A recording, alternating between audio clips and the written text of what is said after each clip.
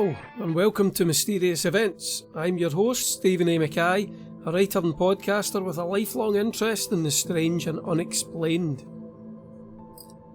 Today I wanted to go back in time roughly 2,000 years to the birth of Jesus, or at least the birth of Christianity, and discuss a book that will be controversial for some but hopefully interesting to most of you. The Jesus Mysteries. Was the original Jesus a pagan god? First though, I want to thank Gordon Docherty and Steve Littrell for contributing to the Mysterious Events Beer Fund. They both donated to my page at buymeacoffee.com, and if you'd also like to buy me a cold one, you can find the link below and I'll give you a shout out on a future episode. Cheers Gordon and Steve. Okay, on with the show.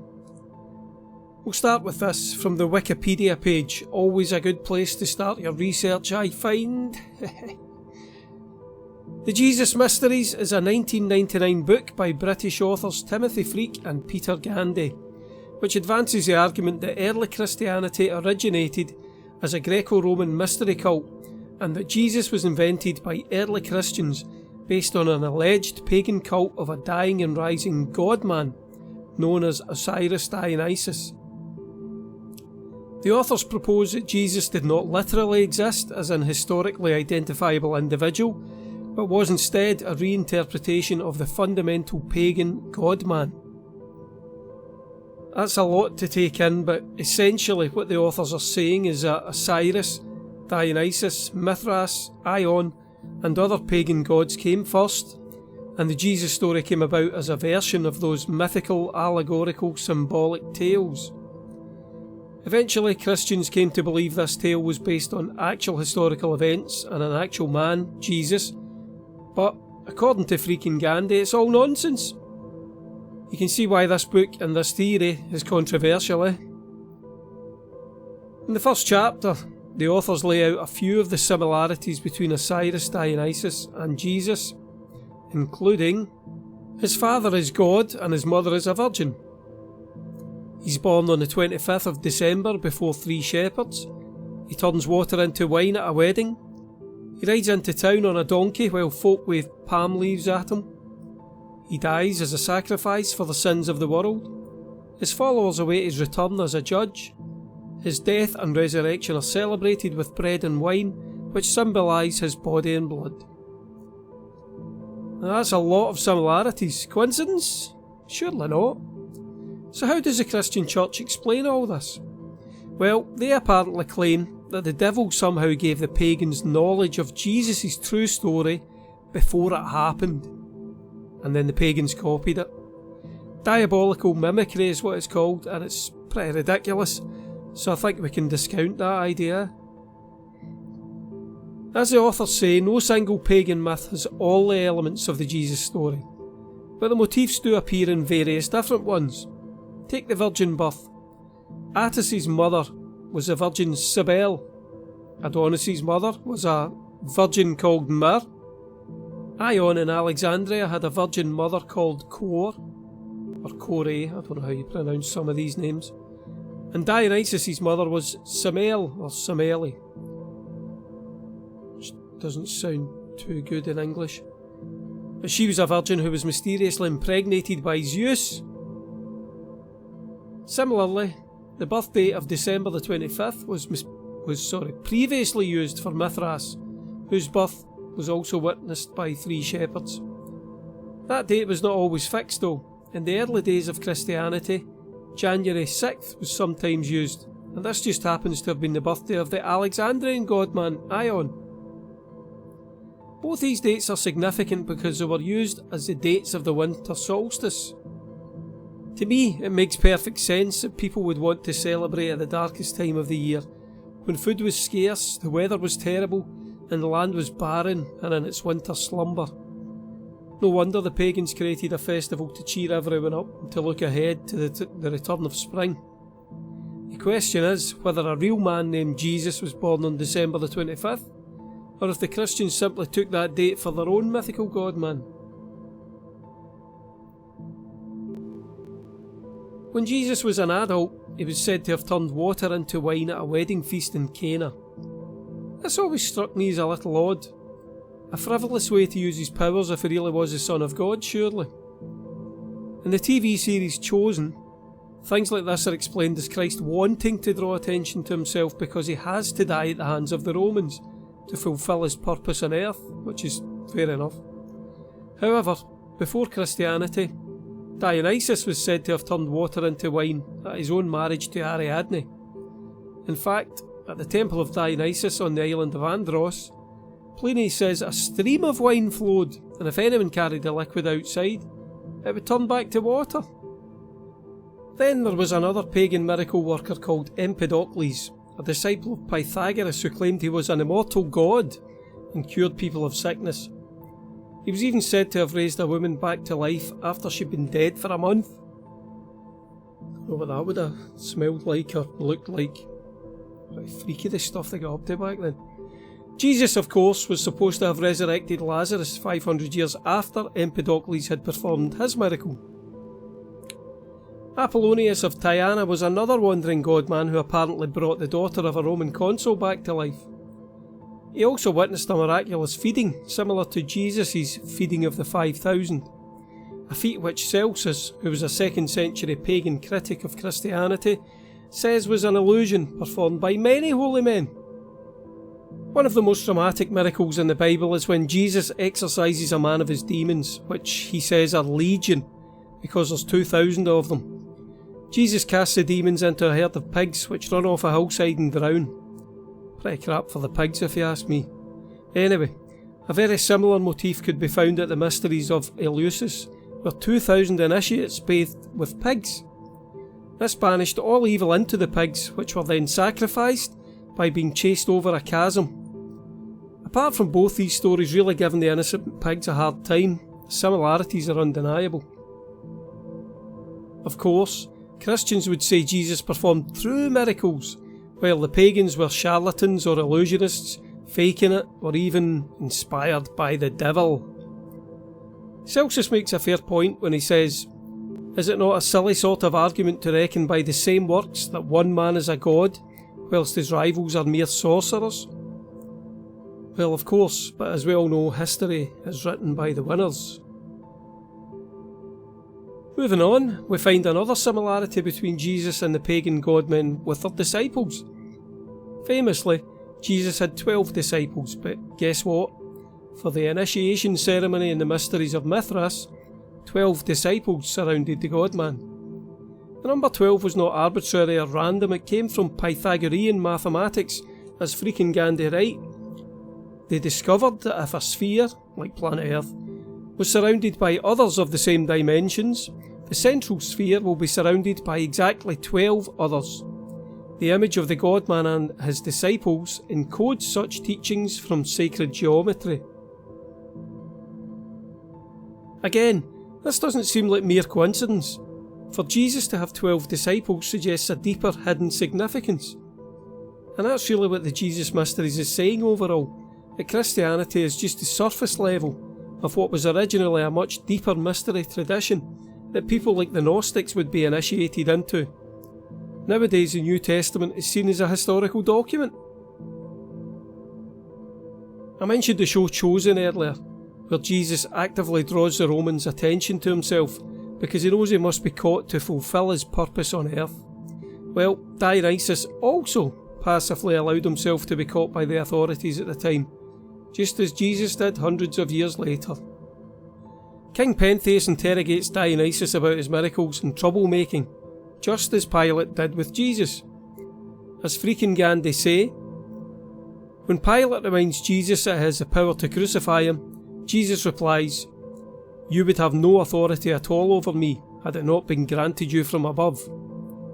Likewise, Dionysus answers the threats of Pentheus with, "Nothing can touch me that is not ordained." Like Jesus, who said of his persecutors, "They know not what they are doing," Dionysus tells Pentheus, "You know not what you are doing, nor what you are saying, nor who you are." Very, very similar ideas and words are being shared here, don't you think? What about the bread and wine of Christian Holy Communion? Well, it seems the pagans had a similar tradition long before the Christians. They were even accused of cannibalism, just as later Christians were. In the mysteries of Mithras, participants were offered a sacrament of water mixed with wine and bread, or consecrated wafers bearing a sign of the cross. Listen to this quotation.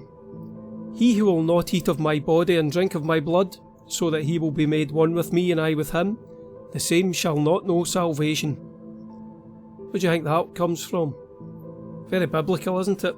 Well, it's actually Mithras speaking. A passage in the Gospel of John mirrors it pretty closely. So let's wrap up all these similarities by looking at the final great event of Christ's life, his death. Dionysus was given a crown of ivy, similar to Jesus' crown of thorns, and dressed in purple robes, similar to Jesus, who was also dressed in purple when being ridiculed by Roman soldiers. Jesus was crucified between two thieves, one of which ascends with him to heaven while the other goes to hell. Mithras was also pictured with two torchbearers on either side of him, one with his torch pointing up to heaven, the other pointing down. Dionysus was also pictured in the same way. These torchbearers were supposed to represent the higher self and the lower self. Again, we're seeing Christianity taking something which originally held a deeper allegorical or mystical meaning, and it becomes just another part of the story. Do you know how Dionysus was said to have died? Take a guess. As freaking Gandhi say, it seems incredible that Osiris Dionysus could have been portrayed as meeting exactly the same death as Jesus, but this is what the evidence suggests. In some vases, Dionysus is shown hanging from a cross. A talisman from the 2nd or 3rd century CE shows a crucified figure you would recognise immediately as Jesus, but it's actually Dionysus. You can see a picture of this on my social media, check it out, it's amazing. And strangely, it is a remarkable fact that we have no representations of a crucified Jesus before the 5th century CE, according to freaking Gandhi. I'll wrap this section up soon, but first, what about Easter? The mystery god-man Attis had a very similar death and resurrection to Jesus. An effigy of Attis was hung up on a pine tree, and then buried in a sepulchre, and on the 3rd day he rose again. Osiris too was said to have descended to hell when he died, then rose from the dead on the 3rd day, just as Jesus was later claimed to have done. I don't know about you, but I've found all these similarities fascinating. They can't all be coincidence, can they? Whoever wrote the Gospels would have been familiar with the earlier pagan tales. Could it even be possible that a real, living man had a life with so many of those mythic events happening to him? Water into wine, virgin birth, all that? Freaking Gandhi suggests that if all the pagan elements of Jesus' story are removed, there'd be nothing left. He'd be a myth, not a historical man at all. They believe that in the first few centuries BCE, a Jewish version of the earlier pagan mysteries was produced, drawing in elements from the stories of Osiris, Dionysus, Attis, Mithras and so on, and in time this myth came to be seen as historical fact, and Christianity was the end product. They ask, very pertinently, if we had not been brought up in a Christian culture, would we have ever interpreted the Gospels as anything other than myths? It's a very good question. For me, the book started to lose my interest after the early chapters, so I'll kind of skim through most of what else the authors had to say. Firstly, they say there's no evidence for Jesus ever being a real person. There's records of Pontius Pilate, but not of Jesus being tried, or executed, or living at all. Freaking Gandhi also tell us there were hundreds of Gospels, but most are clearly mythical, so we must look at the big four. No, not Metallica, Megadeth, Slayer and Anthrax, but Matthew, Mark, Luke and John. Now, these four are the ones we all know, the ones we were probably brought up studying, but the fact is, although they're viewed as historical documents now, they don't actually agree in many points. Mark, for example, doesn't mention Bethlehem or the virgin birth at all. Matthew and Luke include genealogies of Jesus' descent from David, but they're completely different. And anyway, what's the point, since both those Gospels make it clear that Joseph isn't Jesus' father, God is. Luke says Jesus was born in the year 6 CE. Matthew says it was 4 BCE. And Luke even has his dates so wildly out of sync that Mary must have been pregnant with Jesus for 10 years. Other Gospels that are included in the New Testament are looked at as well. Paul doesn't even have Jesus being crucified. He says Jesus was hung on a gibbet. And the Acts of Apostles say he was hung on a tree. Judas Iscariot hanged himself in Matthew. But the Acts of Apostles say he died from an accidental fall. And then, the Gospel writers, who were supposedly Jesus' close friends and there at his death, can't agree on what his last words were. Matthew and Mark say it was, my God, why have you forsaken me?" Well, Luke has him saying, "Father, into your hands I commend my spirit." And John claims he said, "I am thirsty," and then, "It is finished." The thing is, the Gospels were not originally known by the names we have now. Matthew, Mark, Paul and so on. Those were acquired later. The Gospels were also added to and altered over the years. The whole section where the risen Jesus appears to his stunned disciples was not even in the original Gospels, it was added later.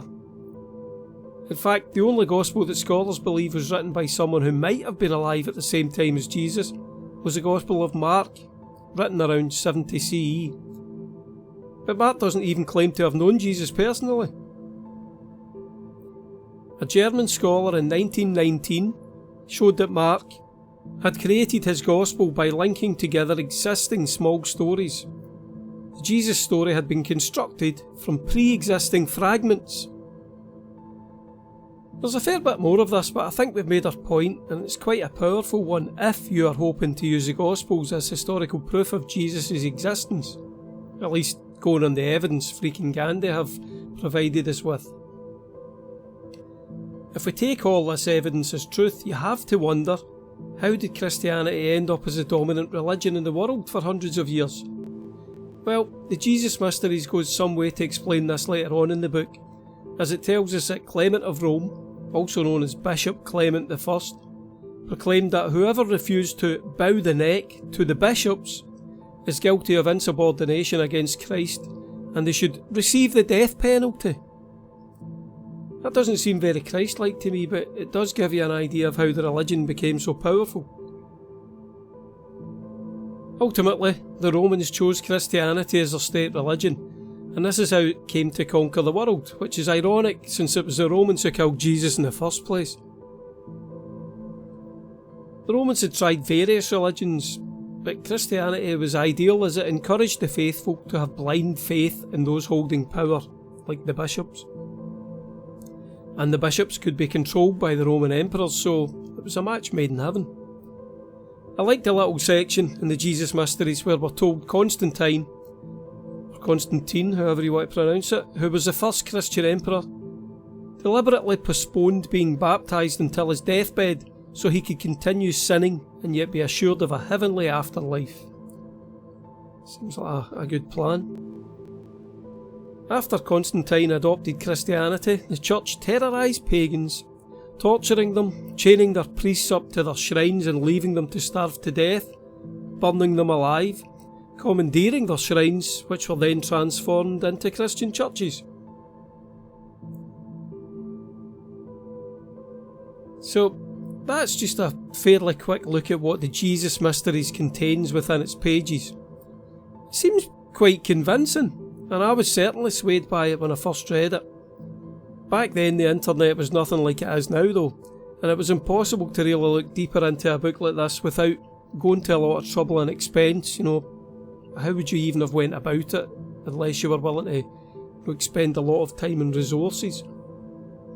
Nowadays it's somewhat easier, so let's take a look at some of the criticism of freaking Gandhi's work and the underlying ideas. First off, we turn again to that bastion of scholarship, Wikipedia. I'm taking the piss a bit, but I honestly love Wikipedia and I donate to it when I can, as I think it offers a superb starting point for any investigation or research. So, this is what they have to say on the Christ myth theory that underpins freaking Gandhi's book. The question of Jesus' historicity was settled in scholarship in the early 20th century, and mythicism is rejected as a fringe theory by virtually all mainstream scholars of antiquity and has been considered fringe for more than 2 centuries. It is criticised for commonly being presented by non-experts, its reliance on arguments from silence, lacking evidence, the dismissal or distortion of sources, questionable methodologies and outdated comparisons with mythology. It seems that scholars generally agree that there were 2 versions of Christ, a real one and the one of faith. They believe that there are 2 events in Christ's life that did actually happen, his baptism and his crucifixion, thus proving he was a real historical person. As per Wikipedia, to establish the existence of a person without any assumptions, one source from one author, either a supporter or opponent, is needed. For Jesus, there are at least 12 independent sources from 5 authors in the 1st century from supporters, and 2 independent sources from 2 authors from non-supporters. New Testament scholar Bart D. Ehrman states that Jesus certainly existed, as virtually every competent scholar of antiquity, Christian or non-Christian, agrees. On the claim that there are no eyewitness accounts of Jesus, Ehrman estimates that there are about 30 surviving independent sources written by 25 authors who attest to Jesus, and a couple of other biblical scholars say that even if ancient sources were to be silent on any individual, they would not impact their historicity, since there are numerous instances of people whose existence is never doubted and yet were not mentioned by contemporary authors. I'm not so sure that's much of an argument, to be honest. Jesus was real even if no one mentioned him because lots of people lived and were never mentioned. I'm not really following the logic in that, to be fair. It's not convincing me at all. There's a whole page in Wikipedia about the subject. It's way too long to get into here, and honestly, I'm not that convinced by what I see there. Check it out for yourself though. The link is in the show notes, and let me know what you think about it. Something that is more convincing is a link to a page where a Bible scholar looks at the amulet that's on the cover of the Jesus Mysteries that the authors say depicts Osiris Dionysus. I mentioned it earlier in the episode. I think I said it was amazing. Well, one scholar believes that amulet is fake, and again you can find a link to the website where he goes into detail on why he thinks this. I can understand where he's coming from, and in fact he says freaking Gandhi knew about the same concerns he had. Ultimately summing up, James Hannam says, not only is the cover of the Jesus Mysteries probably a fake, but at least one author of the book knew this and kept quiet about it. Probably a fake? That's not really evidence, is it? Probably. Again, I'm not convinced by the argument here, but do look at the link in the show notes, decide for yourselves and let me know what your opinion is. Wikipedia again. Chris Forbes, an ancient historian and senior lecturer at Macquarie University in Sydney, has criticised the Jesus Mysteries, noting that freaking Gandhi are not real scholars, they are popularisers. So what, does that mean they can't be right? I don't think so, it seems a bit elitist to me. He calls their arguments about Jesus grossly misconceived, and their attempt to draw links between Jesus and various pagan god men is completely muddled. It looks impressive because of the sheer mass of the material, but when you break it down and look at it point by point, it really comes to pieces. Well, that sounds interesting. So let's check out his comments in more detail. As ever, links in the notes so you can read it all yourself. As an example, Dr. Forbes points out that parallels drawn between the virgin birth of Christ and so-called virgin births in the mystery religions are false. While there are a number of extraordinary births referred to in the pagan mysteries, Dr. Forbes says he can find no evidence of any case where the mother is said to be a virgin. That is pretty damning if true. Unfortunately, the rest of the article is just like the others, vague and insulting towards freaking Gandhi's book without getting into any detail to explain to the layperson why. Read the piece yourself and see if you agree with me.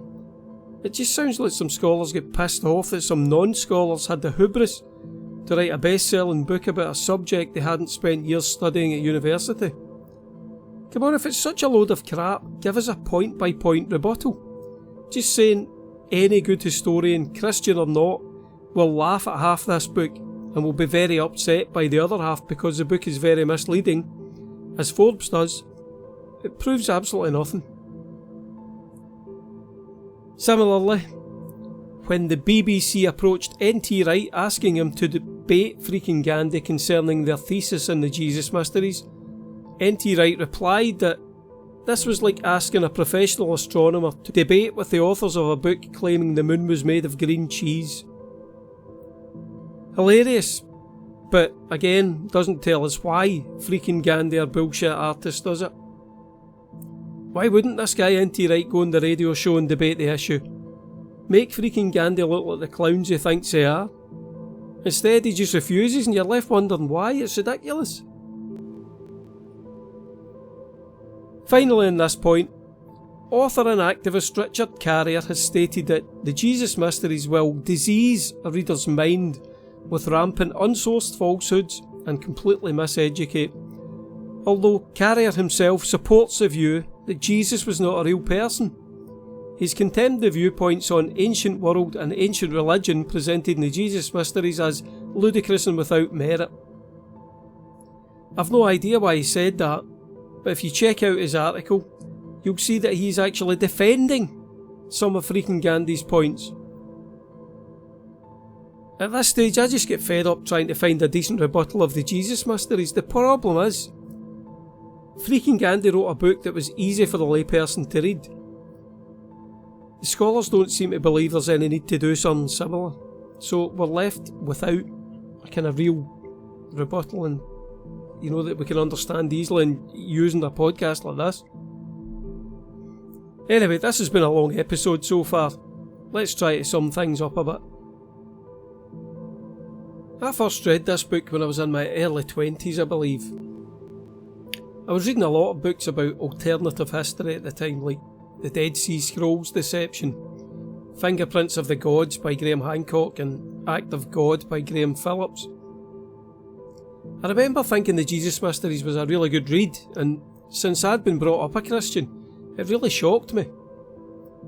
I'm no longer in my early 20s, I'm closer to 50 now, and it would take a mythical godman to give me back my thick curly head of hair. How do I think the book stands up now that I'm older, wiser and balder? Well, I didn't really enjoy the read, I have to be honest. Don't get me wrong, the early chapters where they start to lay out their theory and compare Christianity to the pagan traditions is great, but my interest started to really wane even before I was halfway through the reread. The later chapters just aren't as interesting as the first ones, and their argument kind of loses momentum as the book goes along. Is it worth reading? Probably. You can find the paperback dirt cheap on eBay, but it really hasn't held up well since it was first published. And I'm absolutely certain there's strong scholarly arguments to prove that much of it is nonsense, if only I could find them.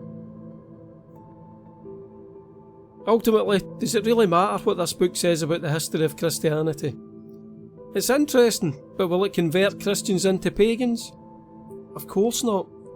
Staunch believers in the literal Christ will look at the bad reviews of freaking Gandhi's thesis, and there's plenty of them, and use those to bolster their faith. On the other hand, anyone who already thinks Christianity is a load of nonsense will use the book as an argument to prove their opinion is right. The Jesus Mysteries simply does not put across a strong enough argument to sway opinions on either side. That's not even the author's fault. The lack of sources and the fact that 2 millennia separate us from the people living through that time mean that no one could provide an absolutely rock solid case one way or the other. Personally, I think the Jesus Mysteries is probably right about a lot of things, but does it really matter? I was brought up a Christian, but I stopped caring about religion when I was a teenager, and I discovered things like beer, girls and death metal. Over the course of my life, I've often wished that I retained that early faith in Christianity though, because it's a great support for people going through things like depression and grief, something I know only too well. For that reason, I don't wish to tear down any religion. If you're a believer, I envy your faith and I wish you all the best. With that said, I do think the Jesus Mysteries throws up some very interesting questions. Some good detective work in it as far as I can tell, and it's a book that any open-minded person might want to check out. As I say, it's dirt cheap on eBay, you can get it for £2 or £3 delivered. So whether you believe the Bible is real or not, you can't deny there's some fantastic stories in there, especially the Old Testament.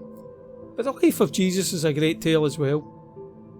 I've been watching The Chosen recently, as I mentioned, and I'd recommend it to anyone interested in historical fiction, historical stories.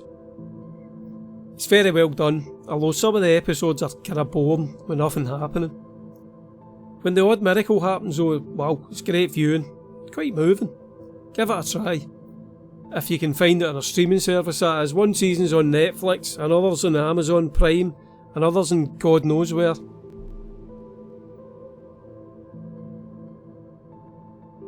Well, that's it for this episode of Mysterious Events.